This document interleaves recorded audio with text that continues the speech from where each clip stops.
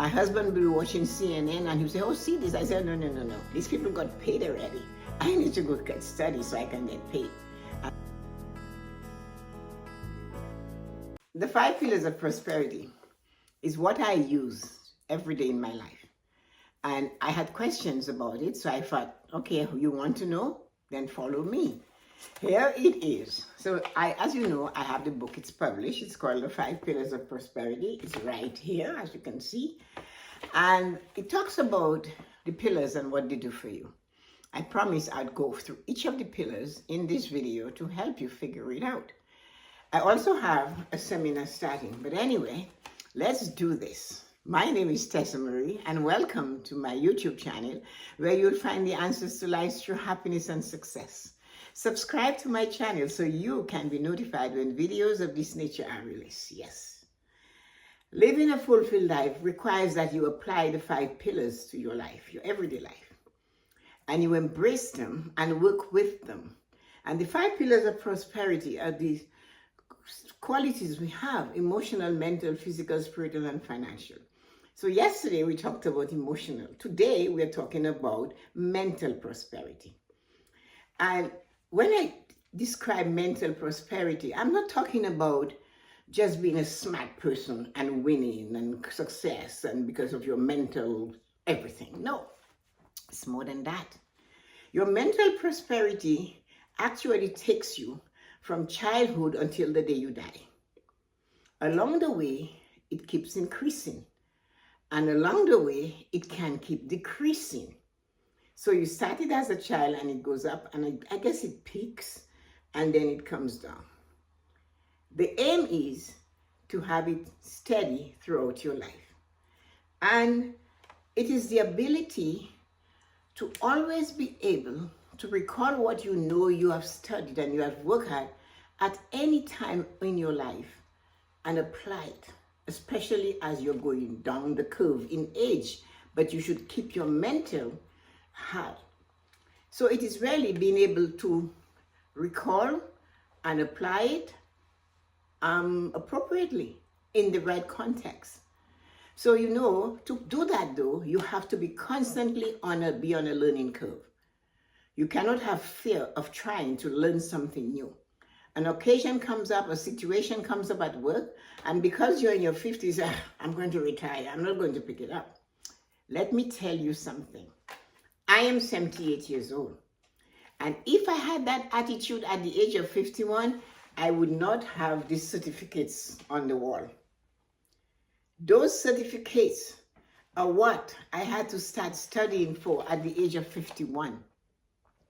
And I looked at all the young 29s and 30-year-olds able to study and do the things and master the computer and the skills to know what to do.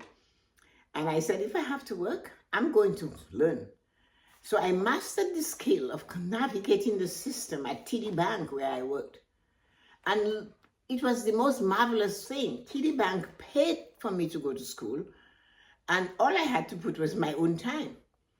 And then when I was done, they gave me a promotion based on what they paid for me to learn, and I can use it up to today. So why wouldn't I do it? I am not saying it was hard. I'm not saying it wasn't hard. I'm not telling you that at all. I didn't say it was hard. I didn't say it wasn't hard. I said it was a challenge. But a challenge is something I could win. So I decided I am going to do my best. I'm going to conquer that thing. And I had a plan. So I started to learn. I always read. I always tried new things. But I started to learn the system. When I first picked up that mutual fund book, the first course I ever took in the bank, it was like a language from Mars. I will not even say Greek because I would have understood some Greek symbols. No way. I had to read that book 4 times. I am telling you. I read through that book 4 times, highlighting and going back. And then I wrote my exam and I passed it. And when I passed it, that gave me power. Now I was getting paid as a mutual fund salesperson, so I was making more money. The next step, I took financial counseling. So that's why I'm able to counsel you. And that was after that. I wrote my book, Controlling the Debt Monster. This one over here, where it is, over there, over here. You know, I can see the top of it. Yes, and that is how I started this journey on financial planning. So, there is more for me to tell you.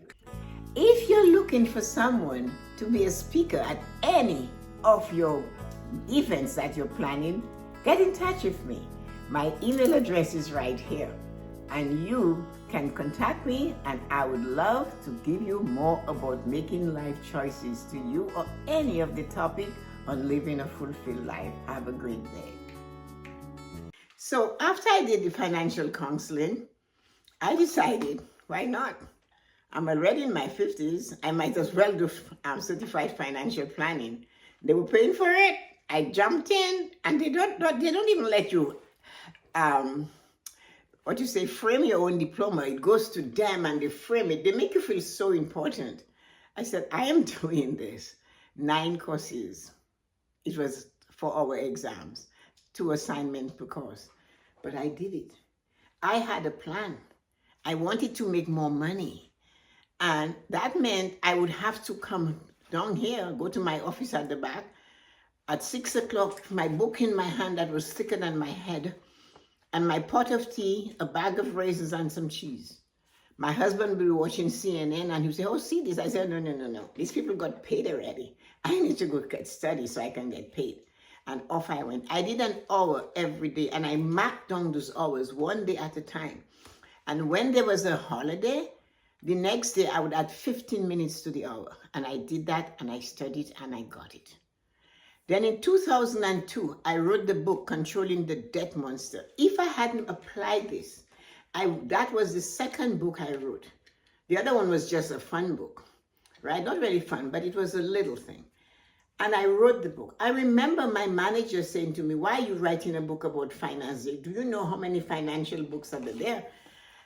And I said to him, I don't care. My book is going to be different. And I wrote it in 2002. I published it in 2009, and the rest is history. Here I am.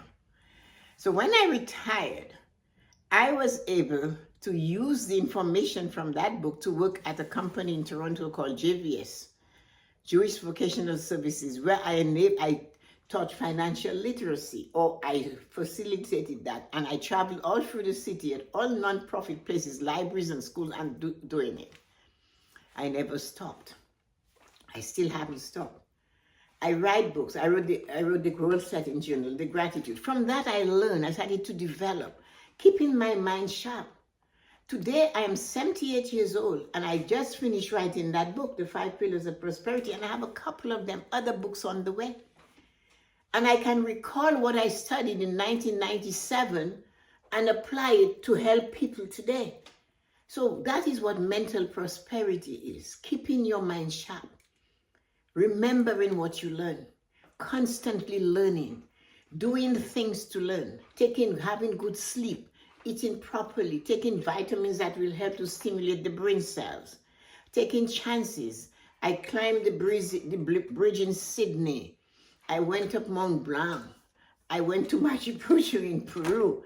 I did things to stimulate my brain cells, to keep me alive. I sleep 7.5 hours. I wake up at 4:15. I am still reading and learning and writing every day. Not hours and hours, but I do 15 minutes, each of them every day. I create, like now I'm creating, talking to you about it.